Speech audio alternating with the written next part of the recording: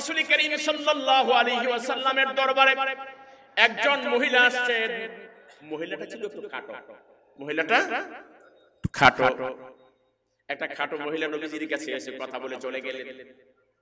চলে যাওয়ার পরে আম্মা জান হযরত আয়েশা সিদ্দিকা রাদিয়াল্লাহু তাআলা আনহা মহিলাটাকে দেখেছেন।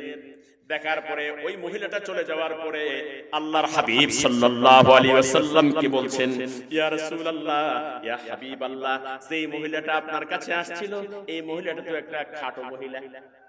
কোন দোষের কথা? এটা কি আমরা দোষের কথা মনে করি?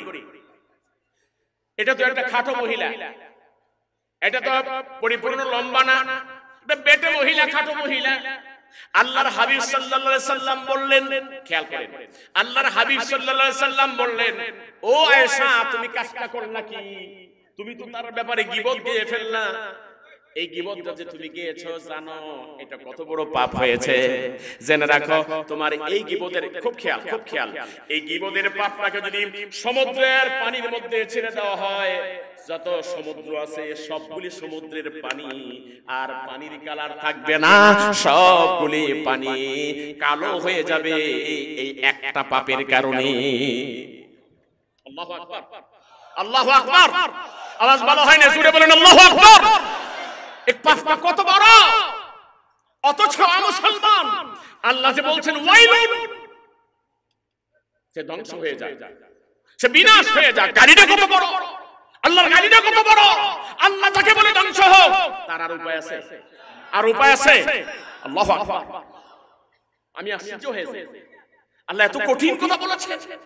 বিশ্ব নবী বললেন, আয়েশা, ও আয়েশা, তুমি লোকটাকে যে বললা, লোকটা বেটে, লোকটা খাটো, লোকটা শর্ট, এই যে কথাটা বলেছো, এই যে গীবতটা গাইলা, এই গীবতটা যেই গুনাহটা হইছে, এই গুনাহটা যদি সাগরের পানির মধ্যে ছেড়ে দেওয়া হয়, বঙ্গোপসাগর, আটলান্টিক মহাসাগর, প্রশান্ত মহাসাগর, আরব সাগর, ভারত মহাসাগর, সবগুলি যদি ছেড়ে দেওয়া হয়, পানি আর পানির কালার থাকবে না।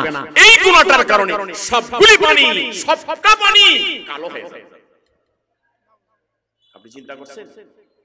অথচ এই গীবত আমরা দোকানে বসে বসে গাই, এই গীবত আমরা রাস্তাঘাটে গাই, এই গীবত আমরা মেলনাত মজলিসে গাই, এই গীবত আমরা মাহফিলে, কি বলেন, কি বলেন, মাহফিলেও গাই। আমার আজকের ওয়াজ আমার জন্য, আপনারা মনে করবেন না যে শুধু আপনাদের জন্য, আমার নিজের জন্য।